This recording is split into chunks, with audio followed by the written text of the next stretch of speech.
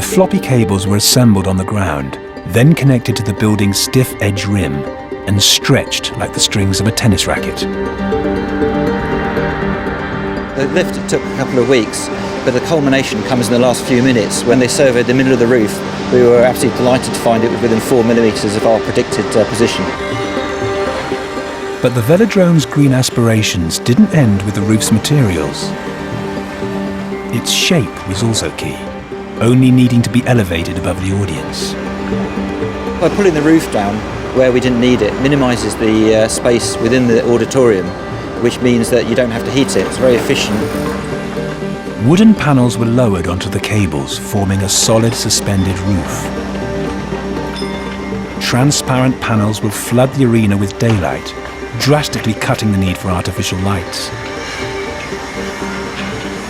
What I would take away from here is that sustainability is something, if you get it right at the beginning, can be a real benefit for the project. It did bring home to you that how a sustainable design could have some real benefits in speed of construction. By April 2010, the velodrome's main structure was complete and on track to become the first venue to open in early 2011.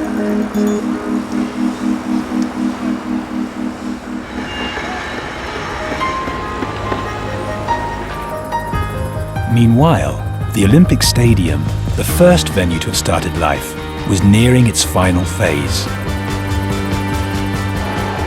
Seeing the structure reaching completion was poignant for architect Rod Sheard.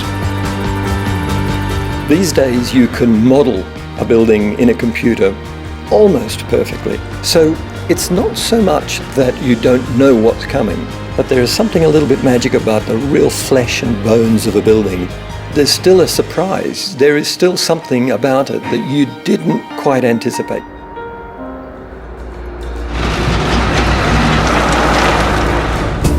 Just 3 years since work had started, the site was unrecognizable. But the London 2012 team still faced their greatest hurdle yet.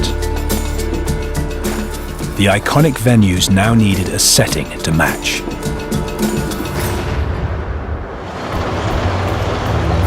London 2012's transformation plans for East London depended on creating the biggest parkland attempted in Britain for over a century. This immense challenge was taken on by landscape architect John Hopkins. It is a chance of a lifetime to work at this scale, to have the money, the responsibility, the deadline, and it's the Olympics that gives us that opportunity and is the power behind it. John looked for inspiration and found it in Britain's great heritage of parkland design. Trees are put in. Corridor going across there, yeah. In the 18th century, Lancelot Capability Brown transformed the world of landscape gardening on an epic scale.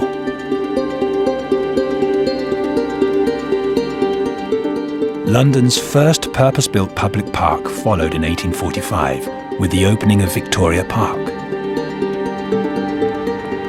These green open spaces could be enjoyed by the masses.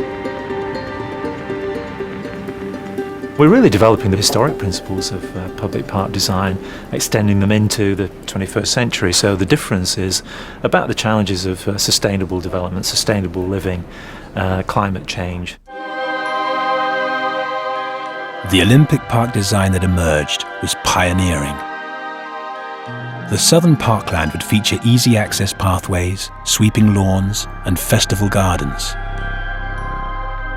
To the north, a vast ecological landscape would create rich and diverse habitats, featuring rare wet woodland and winding rivers.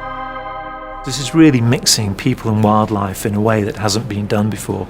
And of course, biodiversity is one of our big challenges worldwide. You know, we are still losing biodiversity at rates that are unacceptable. The new habitats would have an added bonus.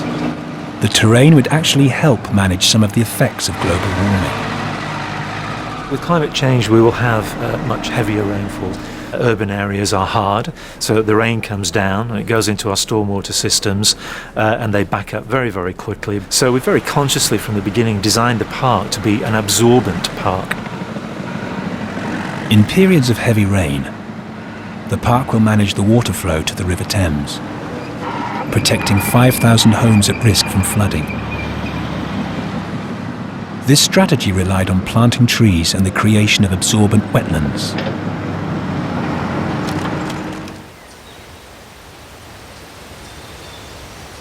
A 130 kilometres southwest of Stratford, in Ampfield, Hampshire, horticulturalist Martin Hillier was preparing over 2,000 semi-mature trees for the Olympic Park.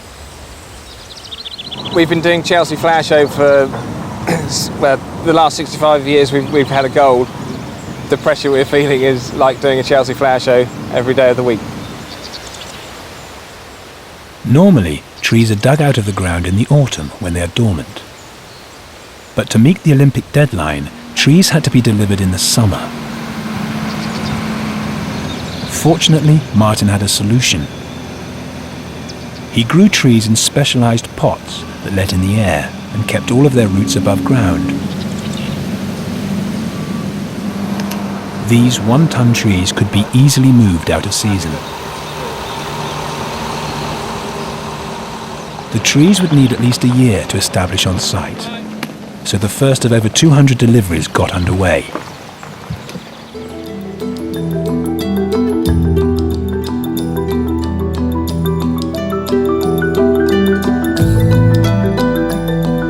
They're just tiny 20-year-old saplings and they've got a long way to go.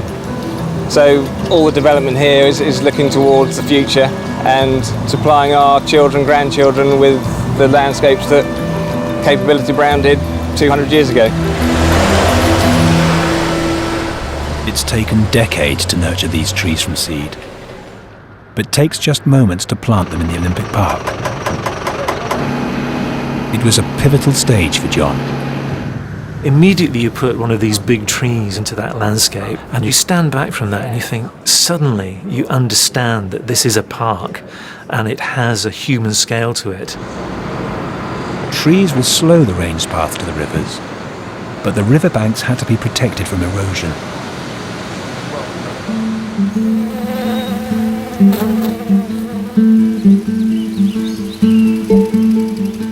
A 120 kilometres north of Stratford in Thetford, Norfolk, David Holland had a bioengineered solution.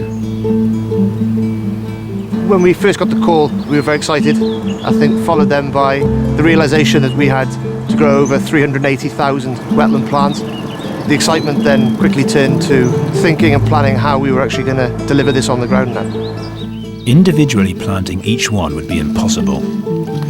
So David and his team grew the plants in coconut coir matting,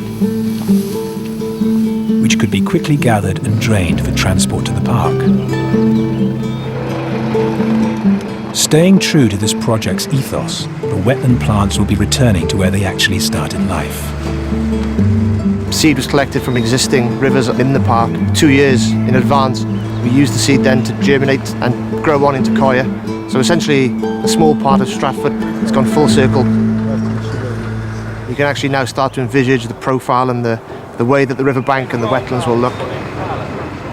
This will give confidence throughout the world that these bioengineering techniques can be used to increase biodiversity and replace some of these horrible, nasty, hard engineering solutions that have been used for so long. The woodlands and wetlands will create rich, diverse habitats. But it doesn't end there.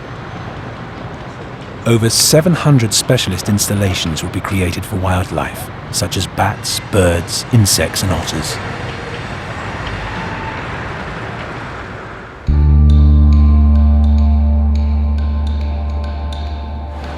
The Olympic Park will create a new green lung for London, helping to reduce urban heat and cut pollution. The landscape will also enhance East Londoners' lives, with the largest public park created in Britain for 150 years, right on their doorstep.